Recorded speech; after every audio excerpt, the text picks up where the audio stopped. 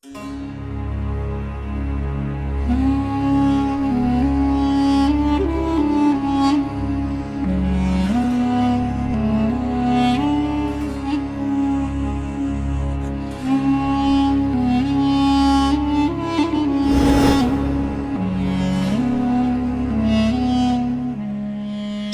merupakan salah satu kota pelabuhan bandar dengan perniagaan yang bergeliat.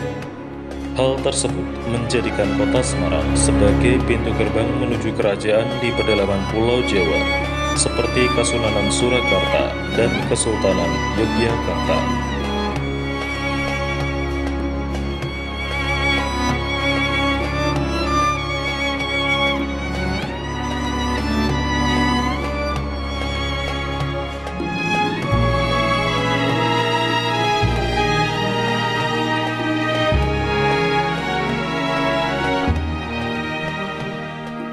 Meskipun sebagai pusat perekonomian yang relatif berkembang, namun kota Semarang pernah memiliki reputasi yang sangat buruk di bidang kesehatan.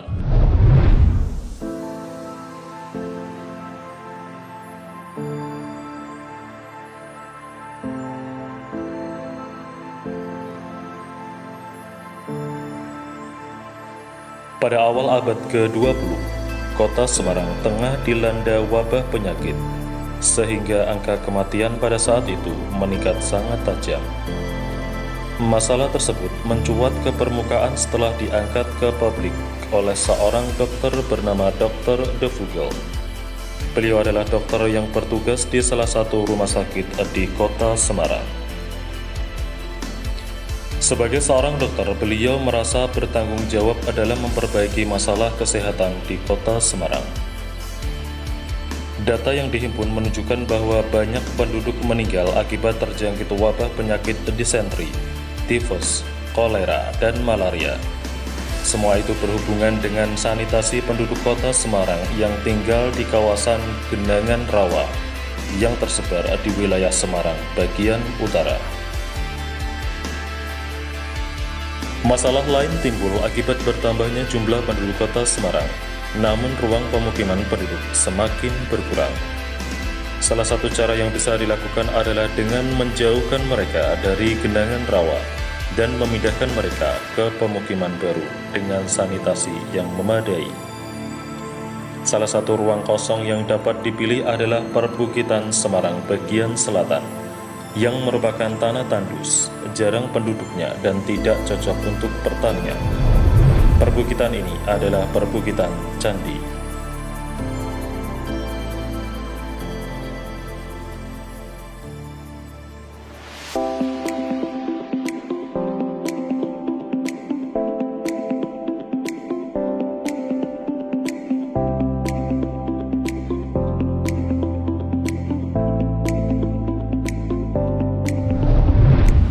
Upaya membuka lahan baru untuk kawasan pemukiman di perbukitan Candi ini dimulai pada tahun 1906 setelah Jementerat Dewan Kota Praja terbentuk. Selain sebagai upaya untuk menjauhkan dari wabah penyakit, pemekaran kawasan Candi Baru ini menjadi solusi untuk mengurangi kepadatan penduduk di kota Semarang. Tokoh-tokoh yang berperan penting dalam pemekaran kawasan Candi Baru ini adalah Dr. De Vogel, Hendrik Frick Tilema, dan Raden Mas Sunaryo.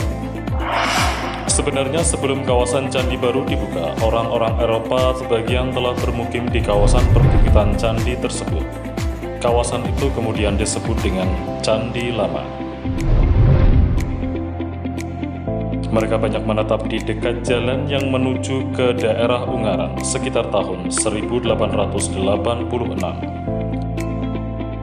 Sekalipun orang-orang Eropa banyak bermukim di sana, kawasan tersebut belum sepenuhnya tumbuh menjadi pemukiman yang layak karena sulitnya mendapatkan pasokan air bersih.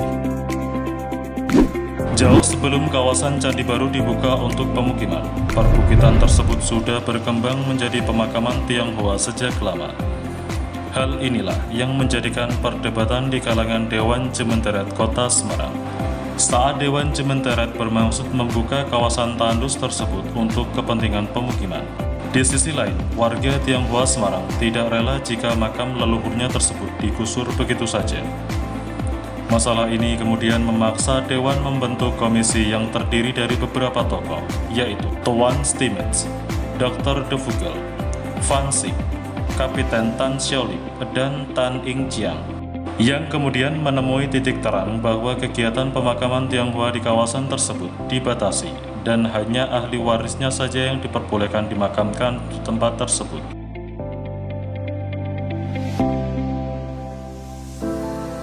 Sejumlah manuver kemudian dilakukan sebagai persiapan pembukaan kawasan tersebut.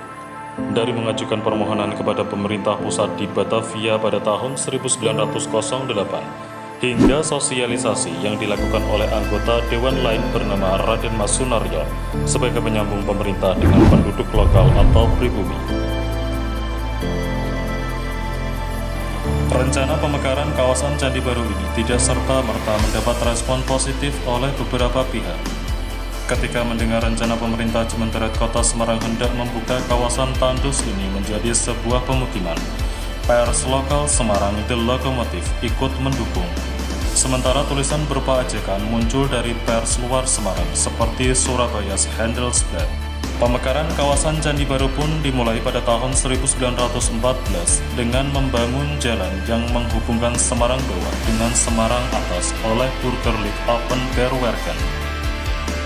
Kehadiran jalan tersebut menjadi alternatif selain jalan lama di Tanah Putih kawasan Candi Lama untuk menuju ke Ungaran.